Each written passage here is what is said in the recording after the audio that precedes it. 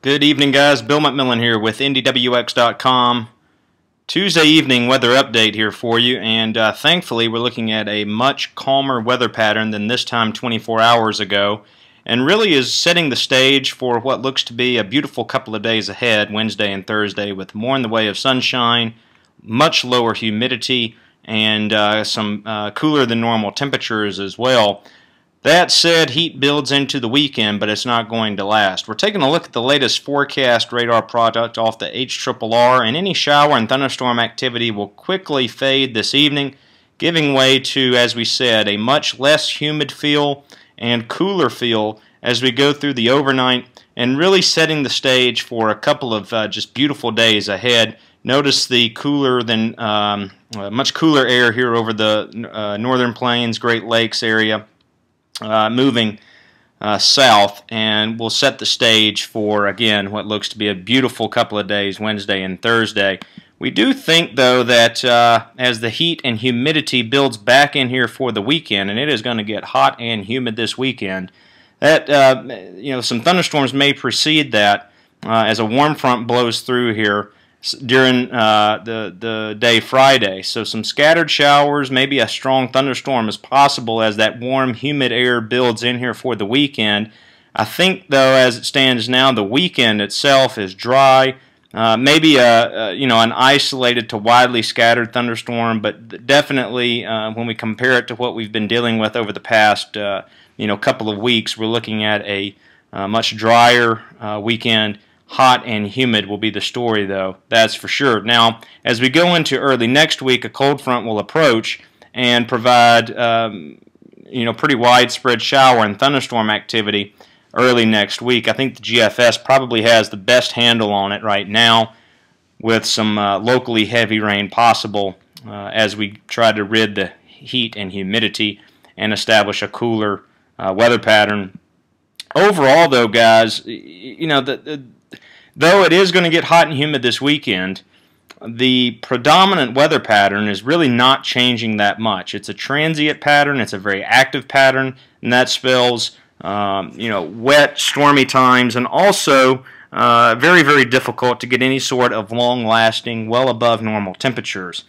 Taking a look at the latest GFS ensembles continues to show that pattern that we've been in really for the entire month thus far. With the predominant ridge, though it will kind of oscillate from time to time, the predominant ridge position is going to be over the Four Corners region, south central plains, and that puts us in that ring of fire pattern with that northwest flow aloft. Offers up the chance of some storms and a rather busy time of things as we get set to close the month of July. And as you note, the European to some extent wants to reflect a similar type situation as well here as we go down the road.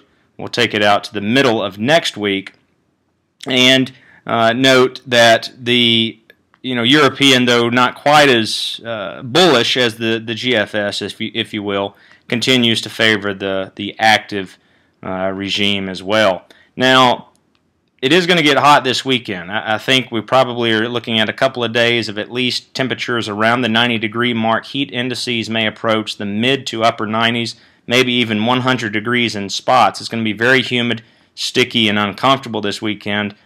That said, if we look at the GFS ensembles, notice that this is a bit of an anomaly here with the heat, and the predominant pattern is one that features either below normal or seasonal temperatures. Hard to argue with that as well. The MJO, not as amplified as it has been over the past couple of weeks.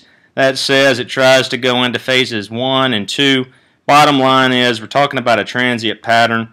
Once again, when we talk about phases 8, 1, 2, we go from a cooler phase here, most likely to wrap up the month of July.